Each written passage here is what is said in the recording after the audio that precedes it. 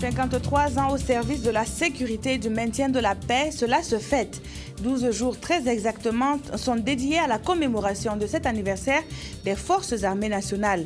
Un cross populaire a donné lieu au lancement officiel des 53 ans de l'armée nationale en présence de toute la hiérarchie militaire du pays. Les échos dans quelques instants. Halte au braconnage, c'est le haro des États membres de l'espace UMOA sur le phénomène. Ils fédèrent à Ouagadougou leurs actions pour venir à bout du braconnage. Les espèces à protéger à tout prix sont les rois de la brousse, ces grands carnivores à l'image du lion très prisé au sein des pays membres du complexe WAPO. Mesdames, Messieurs, bonjour et merci de suivre le 13h15 de la télévision du Burkina.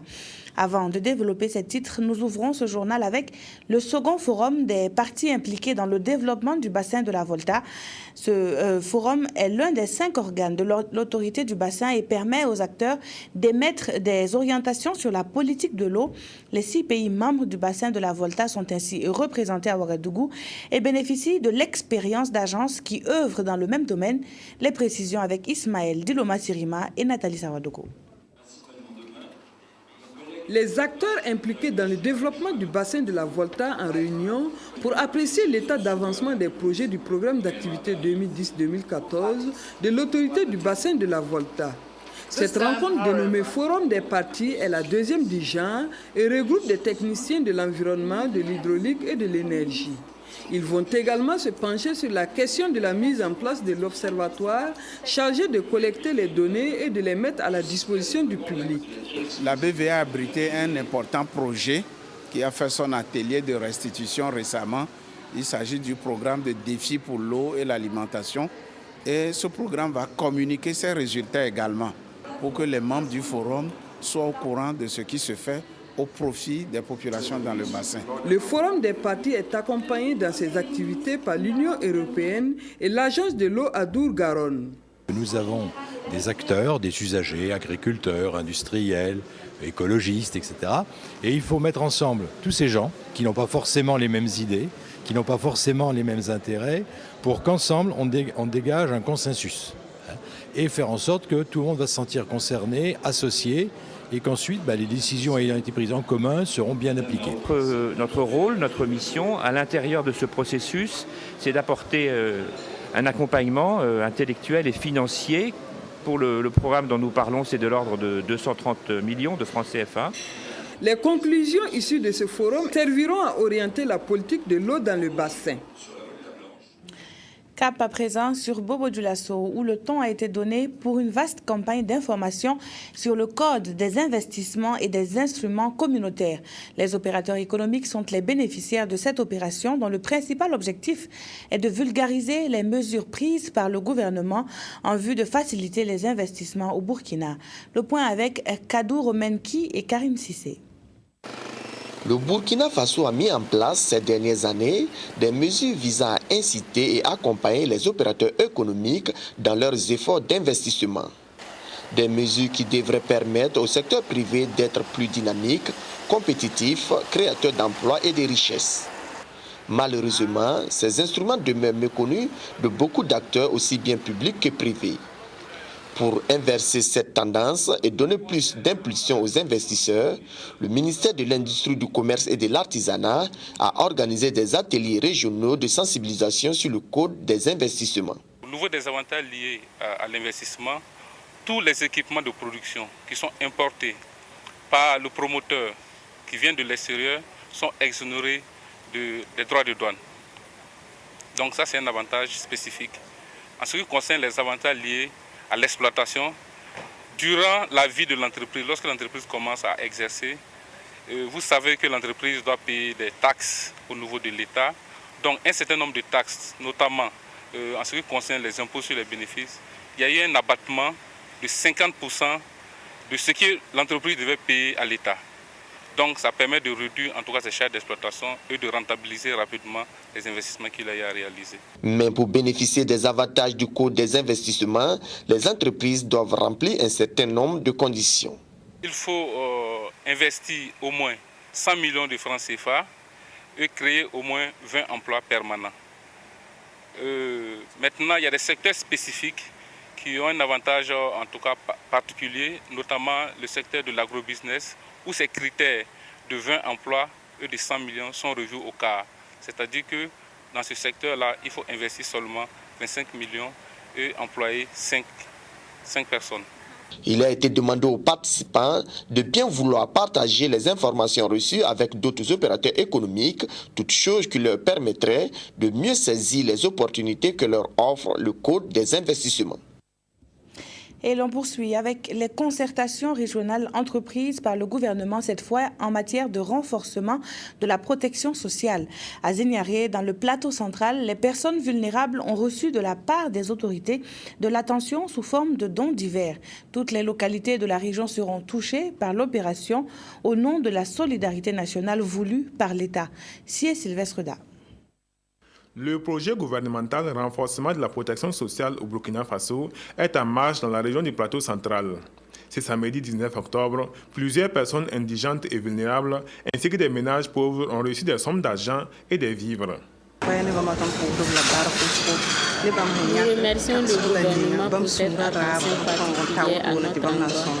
Ces aides vont beaucoup soulager nos familles et nous allons pouvoir démarrer un certain nombre d'activités.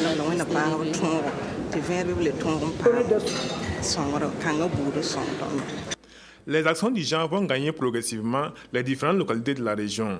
Le ciblage des bénéficiaires se fait par la Direction régionale de l'action sociale et de la solidarité nationale. Pour une certaine transparence dans l'exécution du projet, il sera créé un comité régional de gestion des activités. Ce comité sera chargé de suivre la mise en œuvre des activités sur le terrain et d'élaborer un rapport à mi-parcours ainsi qu'un rapport final. C'est un projet vraiment qui va soulager beaucoup de familles. Parce que vous savez que les enfants de la rue deviennent de plus en plus nombreux. Nous avons les personnes âgées qui sont souvent sans soutien. Nous avons également les handicapés, et sans compter les OEV et les personnes vivant avec les VIH. Donc ce projet vient soulager beaucoup de familles. Ce projet également va donner l'occasion justement aux personnes vulnérables de pouvoir s'autosuivre, de pouvoir se développer et de participer justement à la construction du Burkina Faso. Le projet renforcement de la protection sociale est mis en œuvre dans les 13 régions du Burkina. D'un coût global d'environ 6 milliards de francs CFA, il comporte 5 principaux axes.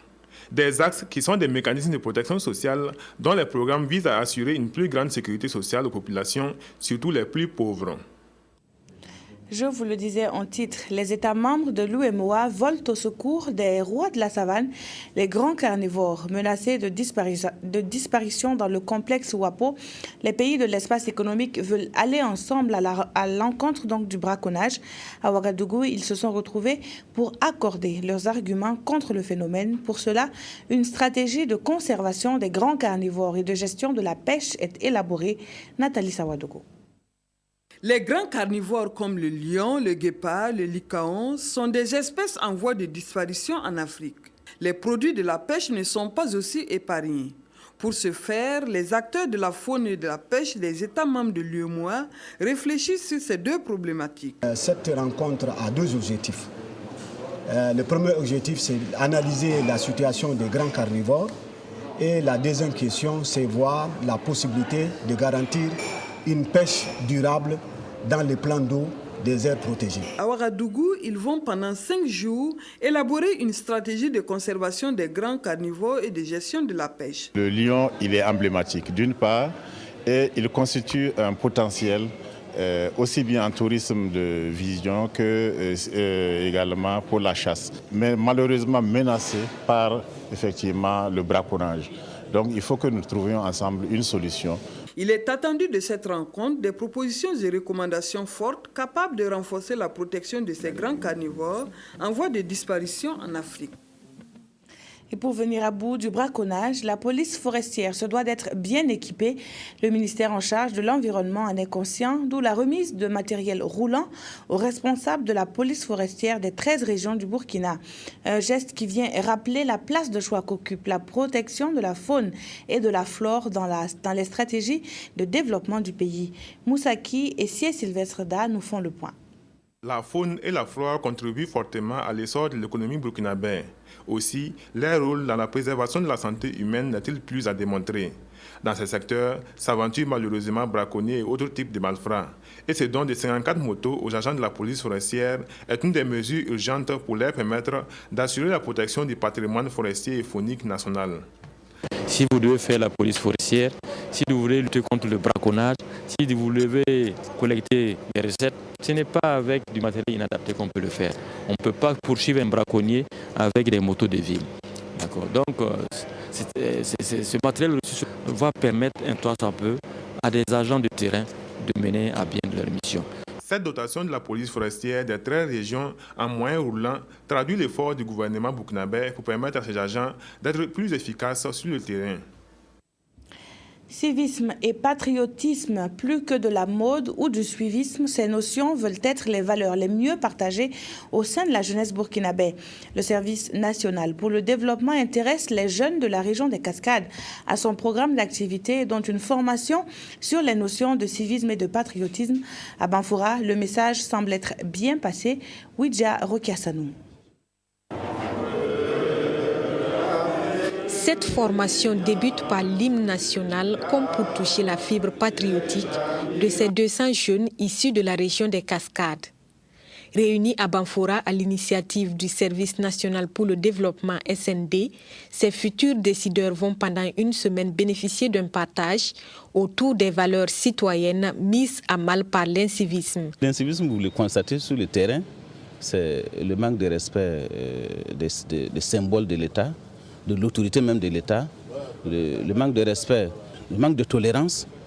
Ce sont les plus grandes manifestations comme ça. Vous savez que le SND est créé depuis 1984 et l'une de ses missions principales, c'est la formation civique et patriotique. La notion de civisme, l'éducation à la citoyenneté, les droits et devoirs du citoyen, le bien public et le respect du bien public, les vertus individuelles et collectives au Burkina Faso sont donc les principaux thèmes retenus pour cette formation. La finalité, c'est d'outiller valablement les jeunes. Et ça, c'est pour faire face à une crise que tout le monde constate, une crise sociale, où les valeurs d'antan partagées par les voltaïques, aujourd'hui burkinabés, sont en perte.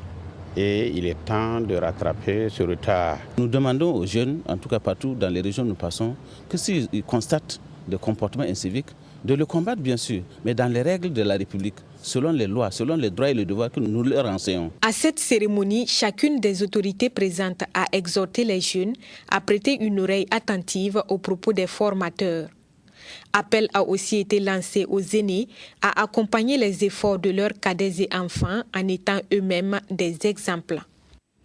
Et à Mana, dans la province du Mouroun, c'est une fondation qui vole au secours des populations, un foyer pour mineurs, des lotissements et des habitations, tout ceci gracieusement offert par la CEMAFO.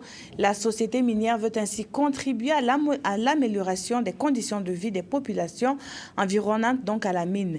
Frédéric Etienne Bassenga.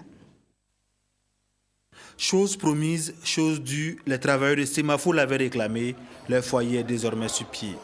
Nanti, d'un réfectoire de 200 places, d'une cuisine moderne et d'une chambre froide, ce réfectoire a coûté à la fondation CEMAFO près de 190 millions de francs CFA. Avec cette infrastructure, plus de casse-tête pour se mettre quelque chose sous la dent. C'est vrai que dans le village, là où on loge, beaucoup de femmes, en raison de l'affluence de l'activité du personnel, ont commencé à faire des restaurants. Mais quelquefois, l'hygiène ne suit pas. Mais elles font ce qu'elles peuvent.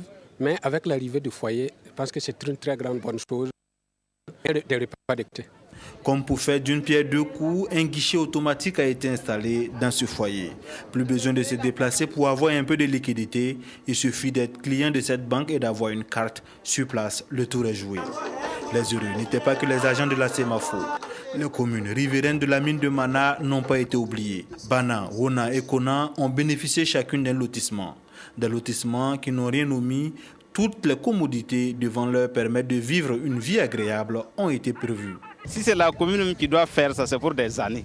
Sois sûr, c'est qu'on ne peut même pas. Mais grâce au bon Dieu et à la CEMAFO et à la fondation CEMAFO, ça a vu le jour. Donc c'est une grande joie pour nous aujourd'hui et puis pour l'avenir de nos enfants. L'objectif de Semafo est de contribuer à l'amélioration des conditions de vie de ces populations avec l'adduction d'eau potable et d'électricité qui devrait suivre. Donc, je pense que quand on partage, il y a moins de problèmes. Et Semafo, à ce que je vois, partage. Du coup, les populations se sentent concernées par l'exploitation de l'or autour de leur village. Et je pense qu'au nom du gouvernement, je voudrais encore une fois vraiment saluer cette initiative. Que dire de ces habitations qui sortent de terre et qui devront servir à relocaliser les populations de Dangona, une autre commune à proximité de la mine de Mana. Fait tendu, ces habitations tranchent avec celles actuelles à la grande satisfaction des populations. Ils ont fait de bonnes constructions pour nous. Toutes ces maisons sont tendues. Nous sommes vraiment contents de ces habitations.